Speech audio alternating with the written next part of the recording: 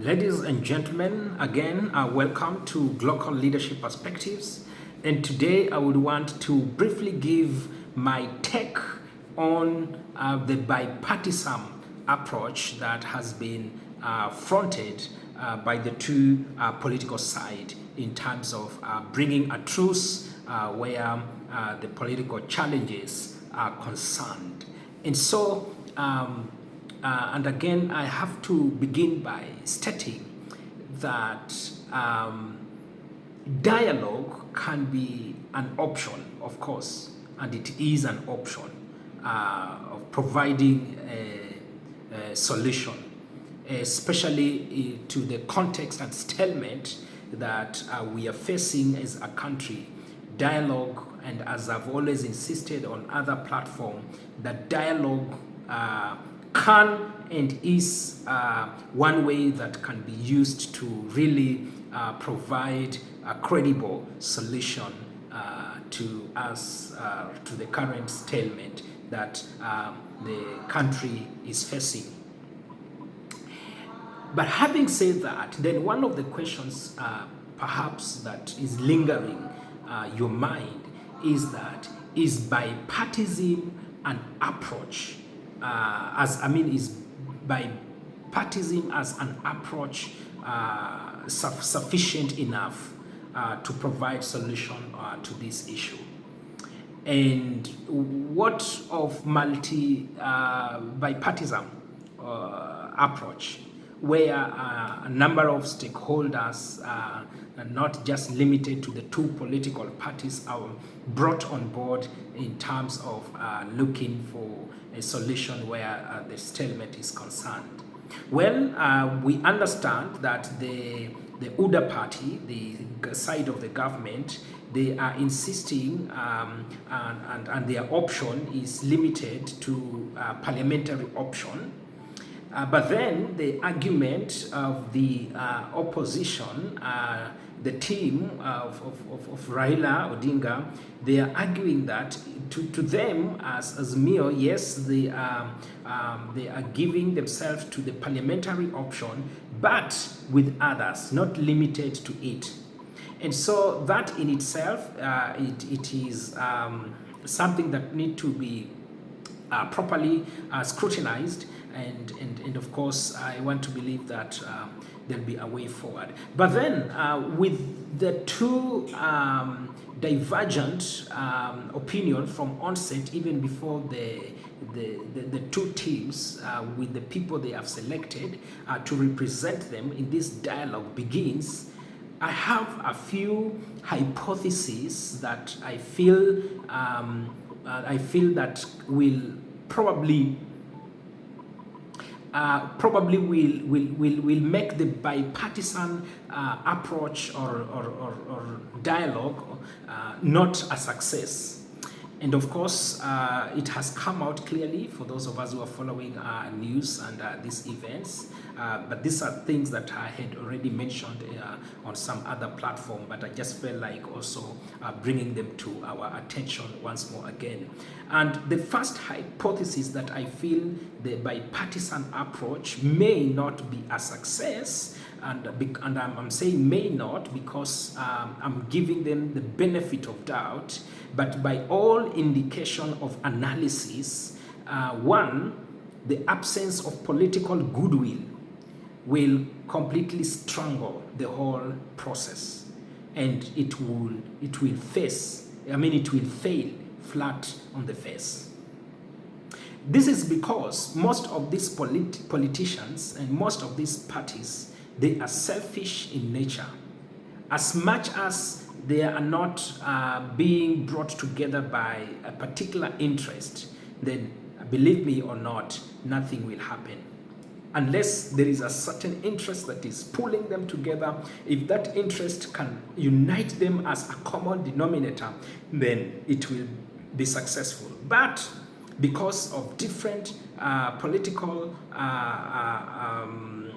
ideologies and opinions, philosophies, and more so because of the lack of political goodwill and selfish interest, this process will be faced with a lot of challenges, and eventually it may not succeed. Number two,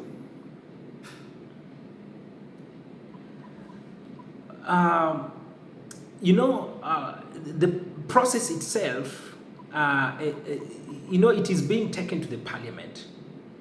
And the fact that it's being taken in the parliament, the parliament comprises of, in my own view, we have a compromised parliament. Let me put it that way.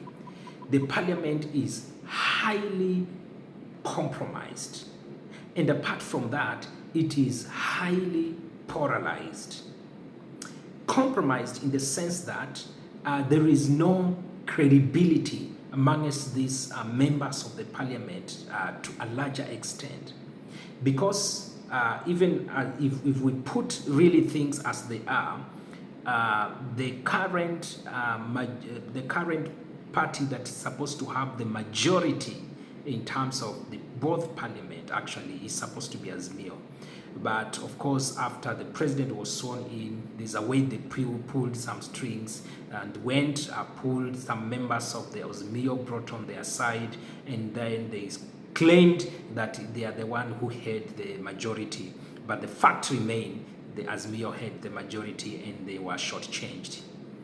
And so, that in itself is a clear indication of the lack of credibility in the parliament. And so, if there is no credibility, if people are going to work not out of really goodwill, and already these people have been compromised on many other occasions, so it means chances of this process leaning or being compromised is high.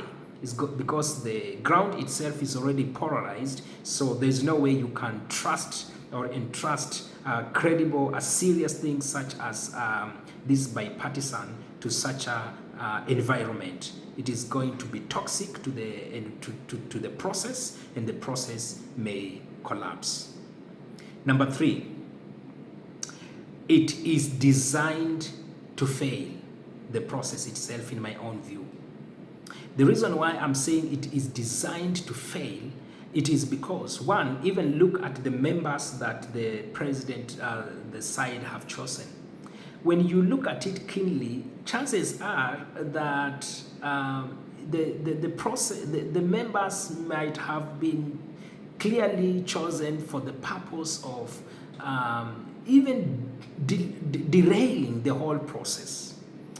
And if that is the case, then what is the objective? Is the objective to make the process a success, or to derail it, to buy more time as they strategize, as they kill the momentum of the opposition and their vigor? And so, looking at all these things, really I find there is a lot of mischiefs.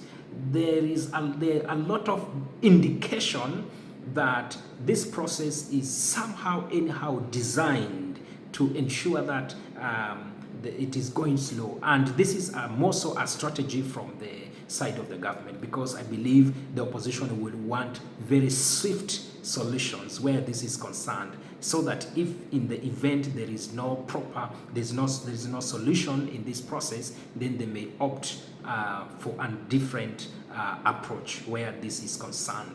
So this process may fail because it is designed to fail. And one of the ways that is designed to fail, it is to delay it, to make the process slow as much as possible, as much as they can. And also bring on board, in terms of the members that have been brought on board, bring on members that probably are going to not stick to the structure of dialogue, but keep on irritating the opposition members, so as the dialogue is not well structured, and the process is not credible. At the end of the day, nothing substantive, that concrete that comes out of it. And so that is only my view, and I stand to be corrected, and I could be wrong. Number four, the reason why this process may likely fail, it is because of proclaimed position that we have already seen. In other words, we have already seen members of the government and also of the opposition already taking certain position. But in this case, because the government has an upper hand, we have seen on how they have conducted themselves. We have seen how or the kind of the position they have already taken. And this kind of positions, in my own view, they can only indicate of a process that is to be jeopardized and a process that is to be indeed frustrated and not achieving the intended objective or providing a solution to these truths. So UDA leadership has publicly discredited already the process, and they have already devalued the process of bipartisan. So if they have already discredited the process, they have already devalued the process. Now, and when they are speaking there on the political platform, now when they meet, because when these people come in this meeting, in the closed-door meetings, they come with clear instructions.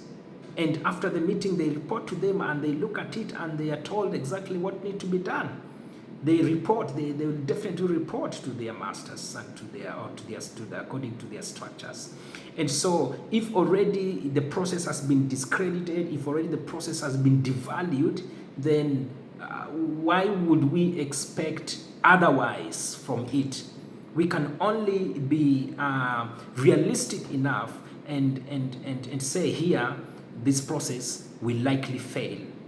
And if we can prepare ourselves, or if even the opposition can prepare themselves in that context, and probably come up with a different way of looking for the solution or looking for a way out, then probably that may help. But having said that, of course, my prayer is that really this process will be taken seriously, and as much as I pray that it can be taken seriously, I pray not just because the opposition have said it, but I feel bringing together other stakeholders, it is a prudent idea. Because sometimes we leave things to politicians without involving other serious stakeholders that are not necessarily politicians. It leaves the country all just to be given political solutions, when other solutions that are also needed and are of value, they are swept under the carpet, and at the end of the day, they come and again spoil everything in the future. So we pray that all shall go well, and we pray that the right thing will be done, and for the sake of the country, the right decisions will be made. The King bless Kenya, and the King bless you.